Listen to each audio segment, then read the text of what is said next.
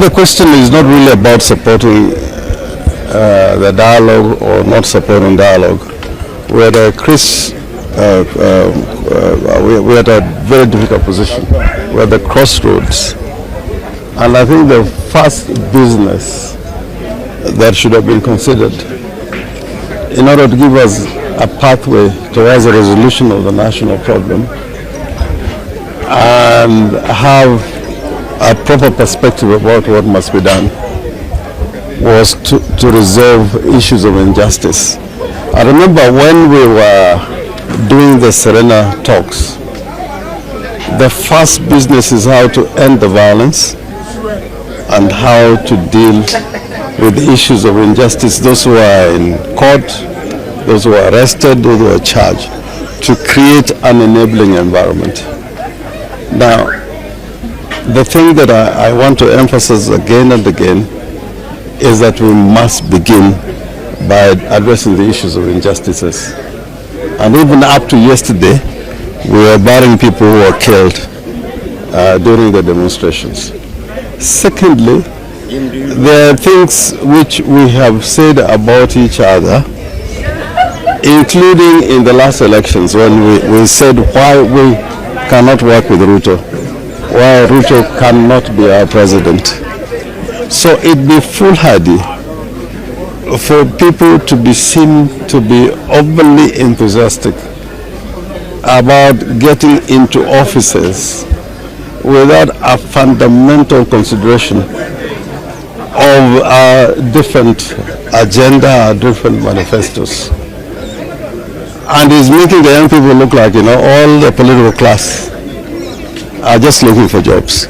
In fact, one of the problems that the young people have with us as political class is that we're opportunistic.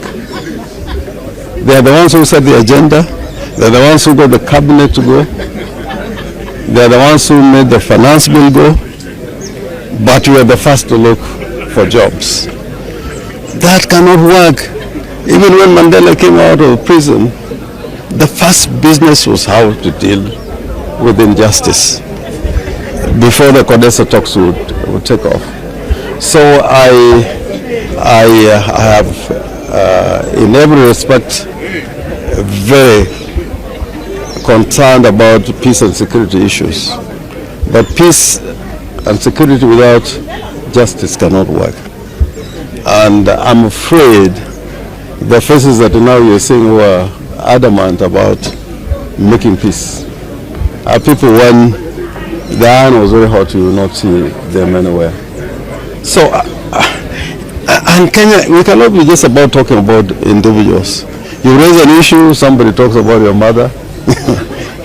You raise an issue, somebody wants to talk something which is totally irrelevant. Let's address the issues. And the thing that is wrong even around this ongoing process is there's an ethnic ideology and ethnic mobilization, so that as we try to negotiate, people are already mobilizing on the basis of ethnic camps, and that again cannot work. We must deal with the national question, whether we as Kenyans want to live together under one constitution and put the constitution as a pillar, or whether we want to deal with how we share opportunities and jobs. And by the way, if you have a car where the engine you've got an engine knock, engine can't work, even if you give it new tires, it will not work. Kenya is about the engine. It's the engine which has had a knock. So that's where the problem is. And I implore those that are not agreeing with some of the things people are saying and the young people are saying to determine where the problem is. And in my view, we need an intervention in which Ruto as president cannot be the determinant of the resolution. When people are dealing with their appetite, de Klerk was persuaded, but he was not the one who was to determine the next course, the future of South Africa. So Kenya, I am pleading that we give the future to the young people and everybody else. When I talk about young people, we are not being exclusive, but let them give them a chance and space. They were against taxation, and we have representation. Parliamentarians should have handled the issue of taxation. They fought it. The finance bill went out. They talk about governance. The cabinet went out. So everything, every laurel that we are trying to ride on, is been as a result of these young people. Now politicians now want to take the center stage. No, it will not work. It will not work. You know, you must bring other stakeholders in center stage. Then we can have a pathway. Is recycling. You know, Raila Odinga said Kindiki should be prosecuted. How does ODM now participate in a government where Kindiki is the minister in charge of the interior? I mean, just one example. How does that work? Yeah, so I think we must look into many things before we can resolve. But you know, if you look at the other new faces, they are coming from constituencies which are determined, their interests which are determined. So you may see a young person there, you think is brought young people, but what type of young person is, that has been brought up? So we're still in the doghouse. We're not resolved anything. That cabinet should have just gone in its entirety. It means that, you know, Ruto is not creative. Out of 50 million Kenyans, must he recycle the same people? And we've got a very good constitution. You don't have to go to parliament. You can get anybody who is qualified amongst the 50 million Kenyans who are of age and have got the qualification. So it is more of the same. First of all, the issue of broad-based government. You can't say you're forming a broad-based government and you already formed part of it. You must put everything on the table and people agree who are the parties, who are the stakeholders, the interests. For example, Gen Z now, you can't exclude them. When the voting is going to be done, they're going to go to parliament. If parliamentarians are going to approve some of the names you've seen, they're not going to allow it. So first of all, it is not broad-based. Broad-based means that the president doesn't appoint without consultations. When we had the Grand Coalition government, we had two appointing authorities, Raila Odinga and Mwai Kibaki, from different categories and formations. So that's one. The best political parties is where people debate, and I think over the years, ODM I think has been self-sustaining because people debate and come with solutions. But you cannot have an entity or a political party where you cannot debate and come out with what is right and what is wrong. Those who think that this will take ODM to the grassroots, as they say in football, that thing will not happen. I think this is a debate, but there's some people who would rather not talk about the issue. They want to talk about individuals, where you eat lunch, who you are last seen with, instead of debating. Constitutional issues are not about, where you had your last meal. So that's what we should concentrate on. But just imagine, is this the same route we used to call Raila Mchawi? Have we forgotten?